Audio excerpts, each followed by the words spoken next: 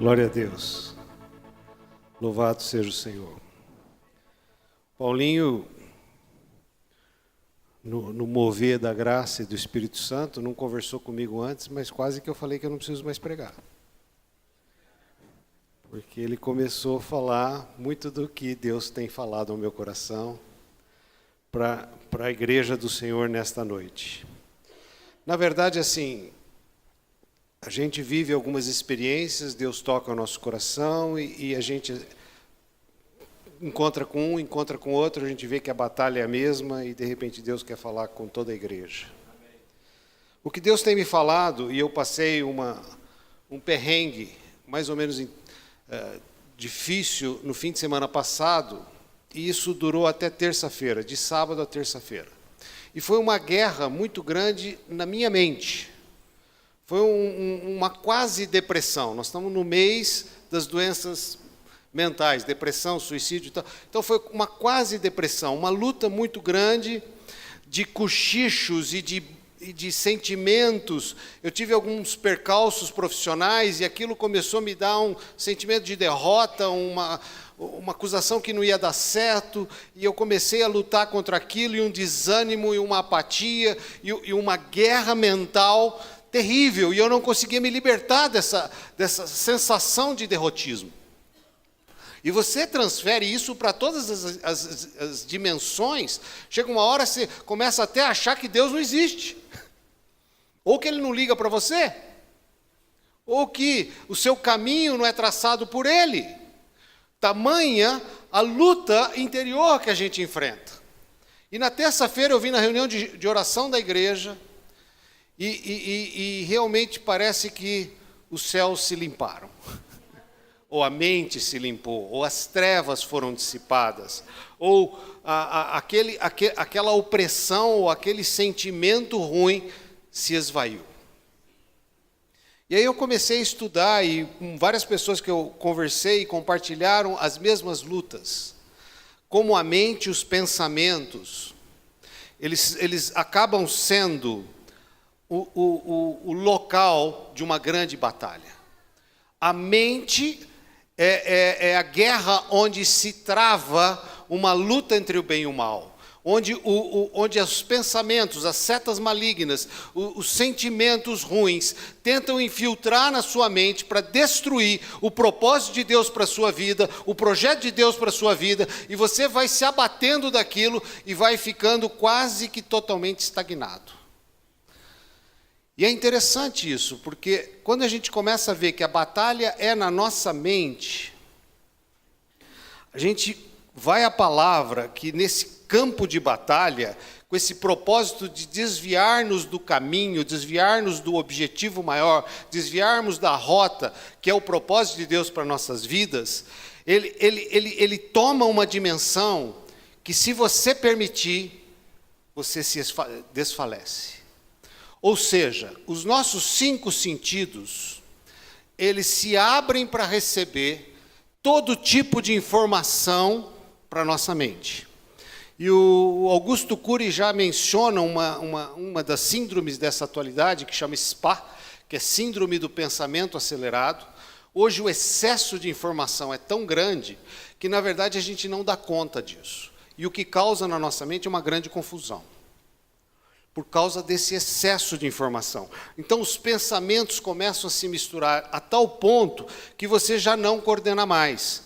E nesse centro de batalha, que a gente alimenta com as visões, com as audições, com palavras que a gente ouve, com sentidos, com o tato, com tudo que a gente vê, entra na nossa mente, causa um caos ou uma perturbação mental, e isso desce ao coração.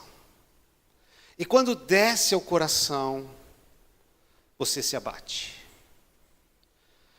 E é interessante, quando a gente vai na Bíblia, a Bíblia, ela é um livro que nos dá o manual do Criador. Ela nos orienta como viver feliz, como vencer as batalhas, como derrotar os inimigos. E a Bíblia nos ensina exatamente o contrário. Você se alimenta das promessas de Deus. A Bíblia tem mais de 5.000 promessas. Essas promessas vêm através do Espírito Santo ao teu espírito, ela te enche da presença de Deus, do mover de Deus, e esse encher do mover de Deus enche a tua mente. E você fala, e o que você fala materializa. Mas quando você faz o inverso, infelizmente acontece a mesma verdade. Aquilo entra, vai ao coração e você fala, e a desgraça que você falar, materializa. A bênção que você falar, materializa. O mundo invisível se torna visível através da fé. O mundo e essa luta, e essa guerra, ela tem que ser travada no campo correto.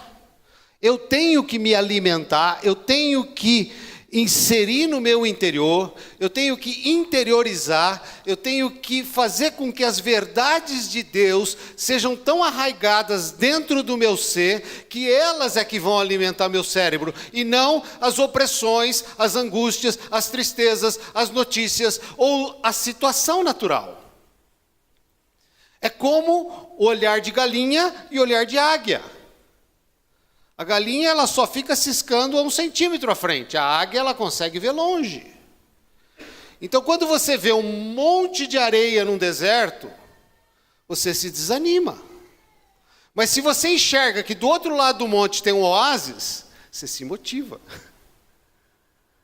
Então, como você está deixando o seu coração ser alimentado, ou a sua mente? Só para você ter ideia, nós vamos tratar aqui desses alimentos e como combater essa luta, porque essa luta é diária e constante, essa luta é permanente. Por exemplo, eu citei de um problema de negócios, mas a igreja está vivendo alguns casos, e eu vivia 1 ano atrás, um problema de enfermidade, um carcinoma maligno. De repente, pode até virar uma metástase, um câncer. E aquilo, a mente explode. E é do doente? Não, de todos os parentes, de todos os envolvidos. Começam a abrir brechas e setas malignas e um monte de informação de derrotismo e um monte de pensamentos negativos vão sendo alimentados, desce ao coração, e se eu falar, misericórdia. Aí eu tenho que ir na promessa, na palavra. Existem infinitas promessas de Deus para a saúde, para a cura, para a libertação. E eu tenho que internalizar essas promessas de uma forma tão profunda dentro de mim, tão forte dentro de mim, que ela tome os meus pensamentos e eu viva em função da fé que Deus me deu. E esse viver em função da fé faz com que as minhas palavras que somem ao vento não sumam mais, se materializam e viram realidade, e viram graça de Deus, e viram milagres de Deus, e vivem coisas inimagináveis. O Paulinho estava falando aqui, eu perderia a noite toda, eu nem deixaria o Elton pregar se começar a contar os milagres. E olha que se ele contar mesmo, meia-noite é pouco. Então, gente, algumas promessas da Bíblia sobre saúde, sobre sabedoria, ninguém precisa dessas coisas. Sobre direção, sobre família, sobre superar uma tentação, sobre libertação, segurança, proteção, medo, descanso, força, alegria, criatividade, inovação, insights, generosidade. Tem infinitas promessas. Eu só preciso internalizar, receber e pensar. Eu vou tratar de 5 apenas, que eu acho que foram fundamentais para mim, para eu vencer essa luta, e pode ser para vocês também.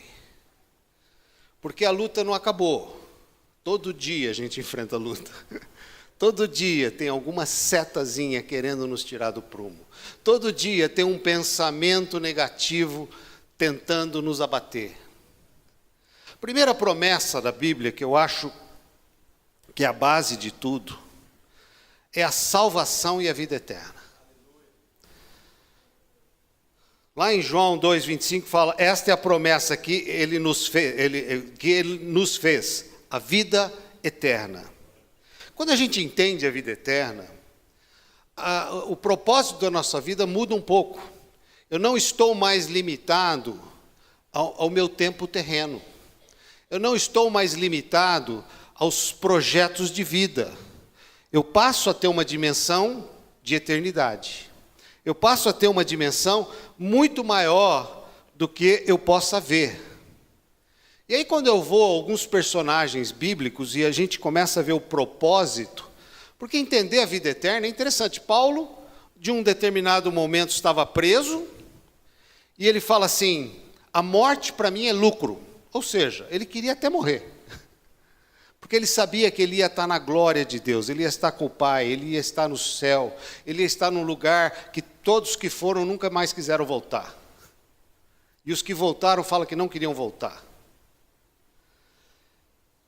E aí, mas ele diz o seguinte, quando ele fala isso é muito interessante, ele fala assim, mas a obra ainda não terminou.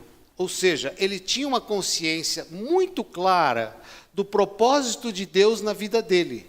Ele sabia exatamente por que ele foi chamado por Deus. E essa é uma das respostas que todos nós precisamos. Por que você está aqui na terra? Por que você nasceu na sua família? Por que você nasceu nessa cidade? Por que você nasceu nesse tempo? Qual é o projeto de Deus para a sua vida? Você não é uma massa informe andando por esse planeta só para preencher um espaço. Você foi projetado desde o ventre da sua mãe com um projeto que Deus tem para a sua vida. E Ele quer que você seja co-parceiro dele nessa obra da qual Ele já desenhou para você.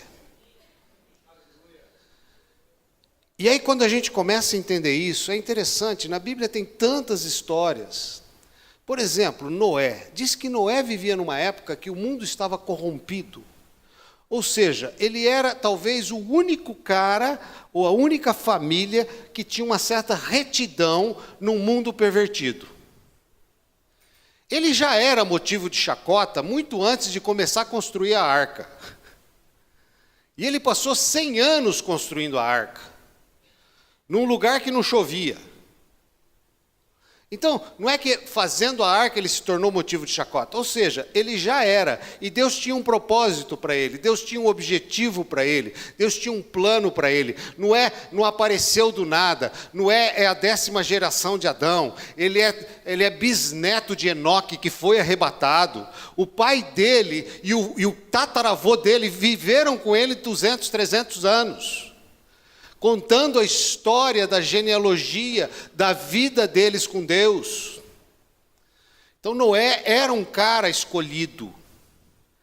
E o propósito de Deus para a vida dele, de livrar da destruição do mundo, levou 100 anos. Se você olhar Moisés foi chamado para libertar o povo de Israel, e essa promessa da unção da promessa até o cumprimento da promessa levou 40 anos e passou muita tribulação. Se você olhar para Davi, vamos pegar José ele teve o sonho de que os irmãos se curvariam a ele, e ele foi vendido, virou escravo, virou prisioneiro, e depois de 17 anos a promessa se cumpriu. Davi foi ungido rei, e só foi ser rei depois de 13 anos. Mas nós estamos vivendo a geração do spa. Tudo é para ontem, esse pensamento acelerado. Tudo tem que ser rápido, o meu problema tem que se resolver hoje. Senão, eu me mato. Não é assim, gente. O projeto, entender o propósito de Deus para a sua vida, é muito importante. É muito importante, porque não se trata de você sair da cadeia como Paulo saiu, ou morrer na cadeia, como outros morreram. Porque o próprio Paulo, uns 20 anos depois, novamente preso, sabia que ele já tinha cumprido o propósito de Deus para a vida dele. E ele fala, combati o bom combate, cumprir a obra. Eu estou preparado para morrer. Ele já sabia, ele tinha consciência do combate dele. Quando você vê João Batista era um cara que o propósito de Deus na vida dele era anunciar Jesus. Ele anunciou Jesus com 30 e poucos anos. Ele sabia que tinha acabado o ministério dele. Cortaram a cabeça do cara. Estevão. Gente, Estevão. Mas Estevão estava dentro do propósito de Deus? Estava, porque Estevão converteu Paulo. Estevão diz, perdoa-o, não sabe o que fazem. O perdão de Estevão liberou Paulo para ser chamado e ser o homem que foi. E Estevão provavelmente nem sentiu a morte, porque diz que ele viu o céu se abrir. E quem vê o céu não quer voltar na terra. Tiago, irmão de Jesus de sangue, foi decapitado. E Pedro foi liberto. Por que um foi liberto, o outro não? Propósito de Deus. E provavelmente não sofreu. Então eu estou citando tudo isso porque quando a gente entende a salvação, a gente entende a vida eterna e a gente entende que nós não estamos aqui simplesmente para cumprir tabela. Domingo à noite eu tenho que ir na igreja porque é dia de ir na missa. Gente, não é assim que funciona. Você vem na igreja porque você ama Jesus, você quer congregar com os irmãos, você quer ser alimentado pela palavra, você quer ser transformado, você quer sair daqui com uma mente renovada. Você não quer que amanhã de manhã, quando você vê seus credores na porta, você cai numa depressão, porque você é alimentado pelas promessas de Deus. Você não está aqui para cumprir tabela, você não está aqui para ser religioso, você não está aqui por causa da placa da igreja, você está aqui porque Jesus te ama e quer te ungir e quer te abençoar. E quer derramar do poder dos céus na terra, na sua vida, quer trazer luz para o seu propósito, quer trazer direção para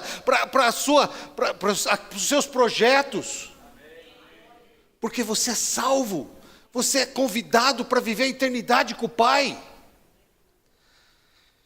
Outra coisa que ele fala e promete na Bíblia, em João 10:10, é que o ladrão vem, senão para roubar, matar e destruir, mas Jesus veio para que tenha vida, e tenha vida em abundância, vida plena. Não é vida de mimimi, não é vida que não vai dar certo, não é vida de fracasso. O Brasil tem o espírito do fracasso, mas nós, povo de Deus, não podemos permitir que esta seta alimente a nossa mente o dia inteiro, e a gente vá para a cama e não dorme. Sai, Satanás. Promessa me diz vida plena. Vida plena. Eu vim para que tenham vida e vida em abundância. Chega de chororô. Aliás, se eu ouvisse isso no sábado, domingo, não sei se me ajudaria ou atrapalharia, mas é isso aí. Graças a Deus eu fui liberto. Eu falei da enfermidade, gente. Vamos lutar contra ela. Se a gente ganhar a batalha, glória a Deus. Se perder a batalha, glória a Deus. Porque quem foi dentro do propósito de Deus. E a família tem que aprender a louvar a Deus, seja na alegria ou na tristeza, seja na dificuldade ou na bonança. Não importa, eu tenho que me alimentar no meu interior, internalizar as promessas de Deus, saber que Ele é maior que as circunstâncias. E a hora que eu faço isso, eu também movo no sobrenatural. Outra coisa que Ele nos promete e nos dá é o Espírito Santo. Pois se vós, sendo maus, sabeis dar boas dádivas aos vossos filhos, quanto mais dará o Pai Celestial. O que Ele vai dar? O Espírito Santo àqueles que lhe pediram. Isso está em Lucas 11:13. Ele dá o Espírito Santo. Vocês sabem o que é o Espírito Santo? Terceira pessoa da Trindade. É o mesmo que ressuscitou Jesus. É o mesmo que deu vista aos cegos. É o mesmo que libertou o endemoniado. É o mesmo Espírito. É o mesmo Espírito. E Ele dá para que habite dentro de você, dentro de mim, dentro de cada um de nós. E Ele também dá os dons do Espírito Santo. Ele também dá o poder do Espírito Santo. Ele nos dá aos que pedem. Eu quero pedir mais, eu quero pedir mais, eu quero pedir mais, eu quero os frutos também, eu não quero só os dons. Gente, os frutos é maravilhoso, é bondade, benignidade, alegria, paz, é o que o mundo está roubando da gente, e Deus nos dá o Espírito para nos restituir aquilo que o mundo está roubando. Chega de chororô, chega de chororô. Lógico, eu coloquei aqui, mas estaria incluído no Espírito Santo, que é a paz. Lá em João 16:33 diz: tenho-vos dito isso para que em mim tenhais paz. No mundo tereis aflições, mas tende bom ânimo, eu venci o mundo. Ou seja, não significa que vai ser um mar de rosas andar nesse mundo, ao contrário, vai ser uma peleja constante. Acabei de citar aqui vários homens de Deus que passaram por lutas muito grandes, e durante muito tempo. No mundo teremos lutas, e quanto mais certo nós somos, mais incomodamos o mundo. Quanto mais justo nos tornamos, mais esse mundo que é injusto vê em nós um inimigo. Então nós vamos sofrer opressões, nós vamos sofrer retaliações, nós vamos sofrer calúnias, nós vamos sofrer muitas aflições, mas tende bom ânimo. Você assiste um jogo do seu time favorito e começa a sofrer, porque ele está perdendo. Mas se é o replay, você já assistiu o resultado? E você sabe que no final ele ganha, você não sofre, né? É assim que Deus vê a nossa aflição. Ele já sabe o fim do jogo. No mundo tereis aflição, mas eu já sei onde ele vai terminar. Por isso, queridos, tenham bom ânimo. Esse jogo já está ganho. Não se deixe abater pelo resultado atual. Creia no final. No final vai dar tudo certo. Amém? Glória a Deus. Olha, a mente, eu diria talvez até a fé, é a nossa fonte de ação. É aquilo que nos motiva. Ou ela vai ser a fonte da depressão. Então, a mente, ela pode ser a fonte da ação ou da depressão. Depende de você. Ela pode ser um motivador ou um decepcionador. Ela pode ser uma fonte de reação ou da estagnação, da paralisação. A sua mente pode te paralisar, como ela pode te levar à reação. Os problemas podem te abater, mas tende bom ânimo, não se deixe paralisar. Reaja, seja estimulado por uma mente alimentada pelo coração e não pela situação. Uma mente alimentada pela promessa de Deus e não pelo que se vê. Volto à galinha, ela não vê oásis, ela só vê areia. Nós temos que ver mais longe, mais longe, mais longe. É na mente que a fé no coração se materializa em ação. É na mente que a fé no coração se materializa em ação. Essas promessas que nós estamos lendo, elas têm que estar enraizadas. Elas têm que contaminar meus pensamentos. Eu tenho que viver as promessas. Eu tenho que digerir as promessas. Na Bíblia do Velho Testamento, e os judeus até hoje, eles põem versículos na porta, na geladeira, na testa. Eles têm vários hábitos para para poder internalizar essas promessas de Deus e elas serem parte do dia a dia da vida deles. E o quinto ponto que eu vou colocar nessa noite de promessas é a provisão divina. Nós passamos muita aflição nesse tempo por causa das necessidades. O medo que nos assola de perder tudo, o medo de não ter como suprir, o medo de não conseguir pagar as dívidas. Mas aqui em Mateus 6, 31 a 33, fala assim: não andeis, pois, inquietos, dizendo, que comeremos, ou que beberemos, ou com que vestiremos, porque todas essas coisas os gentios procuram.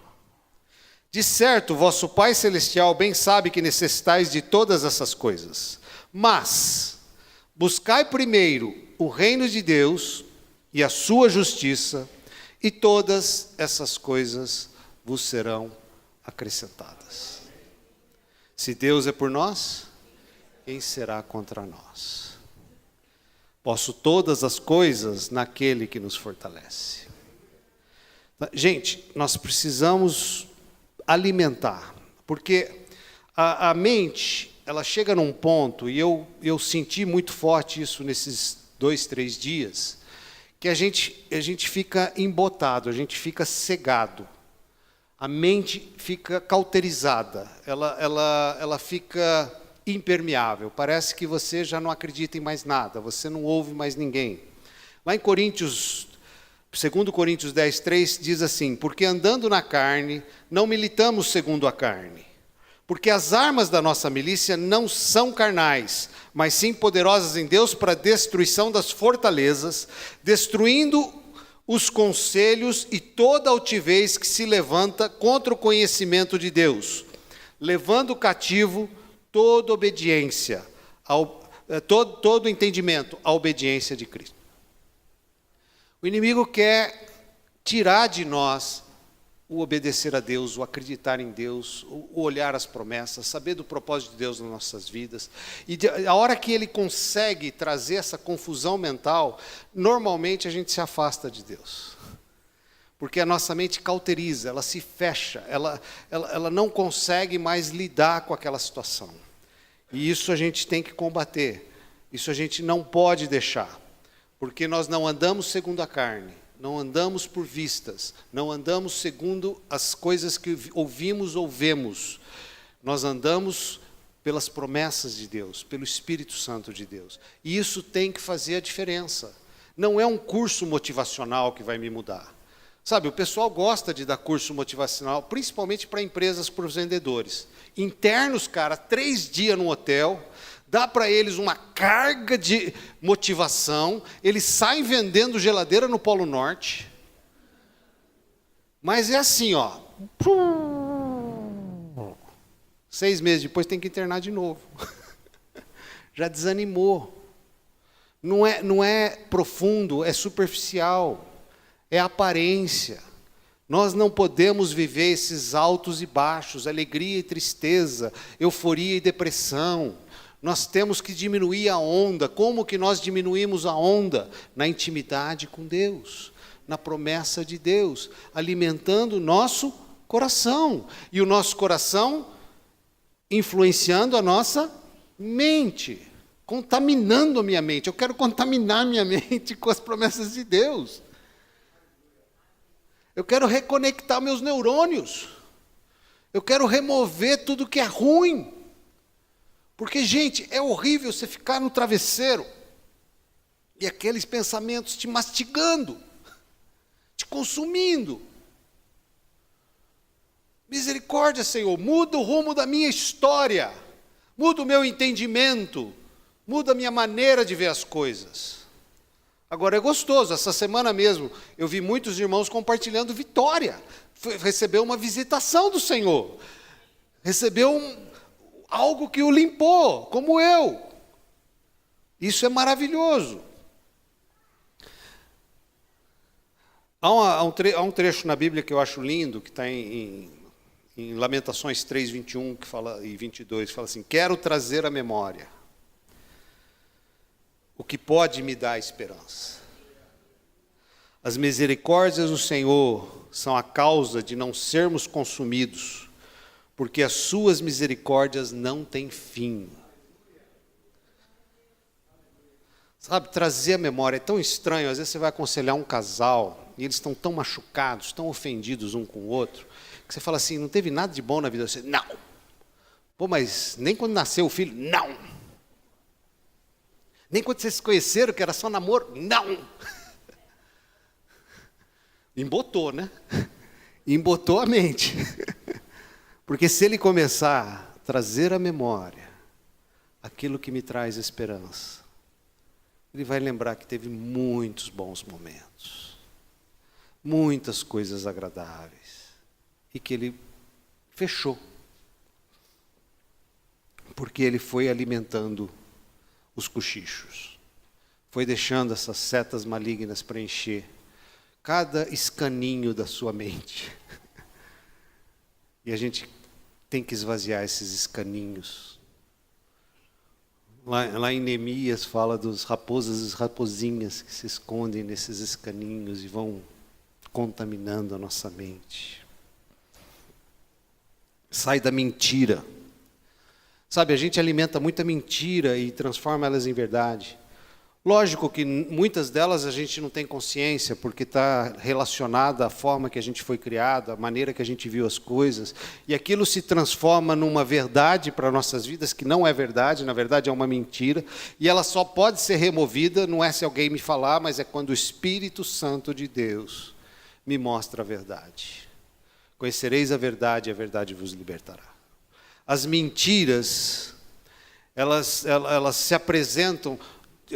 A figura da lente colorida é muito boa, né? Porque se eu mostro um papel em branco, um enxerga verde, outro enxerga amarelo, outro enxerga azul, porque na verdade ele está com uma lente colorida e cada um enxerga como quer. Eu mesmo posso contar muitas experiências, mas rapidamente eu lembro que uma das minhas filhas estava indo muito mal na escola e aquilo para mim era um pesadelo, porque eu nasci numa família que nunca ninguém repetiu de ano. E eu tinha um primo, uma família de uma tia, que os filhos dela repetiram de ano, e eram todos problemáticos, e a minha família era direitinha. Então, para mim, eu fazia uma associação esdrúxula de quem repete de ano não é boa família. E quando minha filha começou a ir mal na escola e começou ao risco de repetir de ano, pus professor, pus ajuda, pus tudo, repetiu. Nossa, caiu o mundo para mim. Na verdade, você vê uma formiguinha, você põe uma lente de aumento e ela vira um elefante. É uma lente colorida. Não é verdade. Aquela verdade que estava relacionada à minha forma de criação, à maneira que eu via o mundo, não é uma verdade de Deus e nem uma verdade do mundo. É a minha maneira de enxergar a situação que estava errada. Porque, na verdade, não era um grande problema. Lógico que demorou para eu entender isso. Mas, quando a gente remove as mentiras que nos envolvem, e a gente é alimentado com muitas mentiras, você faz associações com a sua criação, com a forma que você existiu, e às vezes elas não são verdadeiras. E isso tem que ser removido de nós, porque isso também traz perturbação que não precisa. 80% dos problemas que você tem, que você acha que tem hoje, eles nunca irão acontecer, das suas preocupações. E 20% que irá acontecer, não vai acontecer exatamente como você está preocupado que aconteça. Ou seja, você se preocupa à toa. Basicamente isso. E eu gostaria de pedir para você uma coisa muito legal, que está ligado à fé cristã, e esse é o melhor dos mundos. Põe Jesus no barco. Põe Jesus no barco. Você sabe que errar é humano. E persistir no erro também. Eu descobri que Jesus não dá uma segunda chance. Ele dá uma segunda, uma terceira, uma quarta, uma quinta. Ele continua dando chance para a gente. Uma vez o meu genro contou uma historinha que eu falei, nossa, legal. Ele falou assim, eu imaginava que Jesus era aquele cara assim que você vai entrar numa corrida e de repente você leva um tombo, pronto, volta lá para o começo e começa tudo de novo. Ele falou, não, mas aí eu descobri que não. Que Jesus é que nem aquele pai que a criança começa a andar e ele fala, vem, vem, vem. Aí a criança dá 5 passos e cai. Ele vai lá onde ela caiu, põe ela de pé de novo e fala, vem, vem, vem, vem, vem.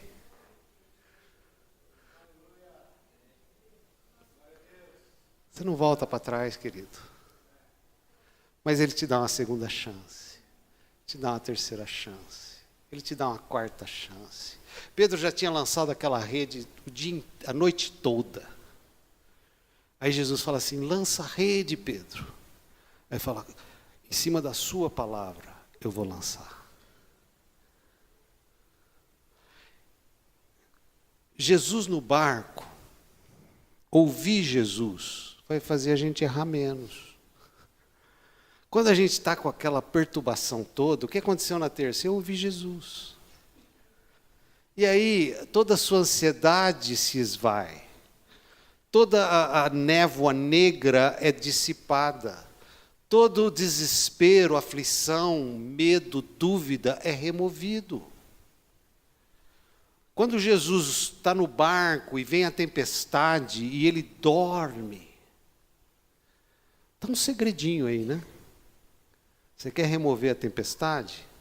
Dorme com o Senhor. Não dorme com a tempestade na sua mente, com os raios. E parece mesmo, né? A gente vai dormir, aqueles raios, trovões, e não me deixa dormir. Dorme com Jesus. Se você quer acalmar o mar, dorme com Jesus. Não deixa as circunstâncias te afligirem. É curioso essa imagem de Jesus dormindo no meio de uma tempestade. O barco devia estar chacoalhando horrores. Estava dormindo. Pesado, porque precisaram acordá-lo. Não é que ele estava com aquele sono que a gente tem, né? A mulher levantou, o que está acontecendo? Tá? E por último, existe um trecho na Bíblia que fala de uma guerra. Josué fez uma aliança com os gibeonitas e 5 reis resolveram atacar os gibeonitas. Os gibeões eram um povo forte, mas esses 5 reis se uniram, eram mais fortes que os gibeonitas, e eles decidiram destruir Gibeão, o exército de Gibeão, a cidade de Gibeão.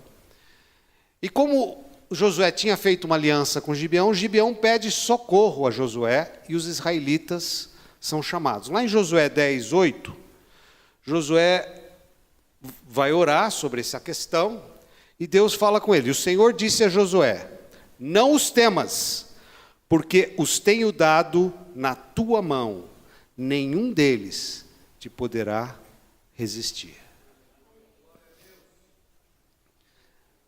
Eu quero fazer uma relação rápida, sem muito aprofundamento, sobre esses 5 reis e 5 áreas que a gente contamina a nossa mente. O medo, a dúvida, o sentimento de culpa, o sentimento de abandono, poderia dizer orfandade, e a própria morte. Todas essas áreas nos rodeiam em pensamentos. E esses são os 5 reis que querem destruir. Mas há uma promessa de Deus, não os tema, porque eu os tenho dado na tua mão. Não se deixe tomar pelo medo, não se deixe tomar pela dúvida, não se deixe tomar pelo sentimento de abandono, orfandade. O espírito de orfandade é uma coisa muito forte nesse mundo. É o que aconteceu com Adão quando ele saiu do Éden. E o órfão é uma pessoa que ele não acredita em ninguém, ele tudo constrói com a força do braço. Ele precisa de autoafirmação o tempo todo. Ele precisa ser elogiado o tempo todo. Ele precisa ser reconhecido o tempo todo.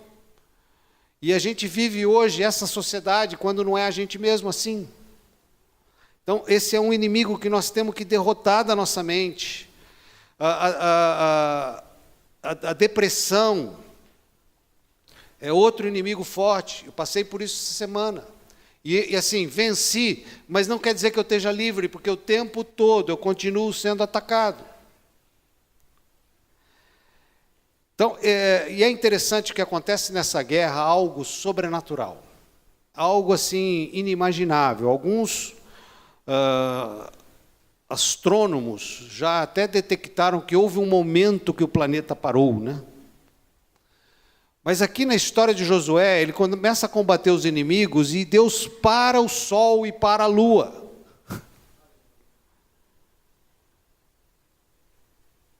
Para o mundo para que você vença.